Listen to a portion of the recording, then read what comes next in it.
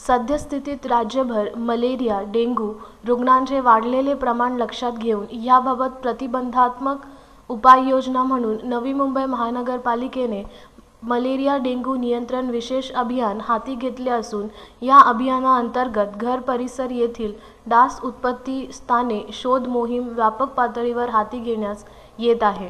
मागील आठवड्यात महापौर श्री सागर नाईक आणि महापालिका आयुक्त श्री एल जहाड यांनी या अनुषंगाने आरोग्य विभागाचे प्रमुख डॉक्टर दीपक परोपकारी आणि सर्व वैद्यकीय अधिकारी यांच्याशी विस्तृत चर्चा करून मलेरिया डेंग्यू नियंत्रणासाठी ठोस उपाययोजना हाती घेण्याचे निश्चित केले। त्यास अनुसरून दिनांक 5 नोव्हेंबर ते 23 नोव्हेंबर 2014 या कालावधीत मलेरिया डेंग्यू नियंत्रण विशेष अभियान हाती घेण्यात आले आहे। ब्युरो न्यूज, प्रियांका हांडे, न्यूज 129।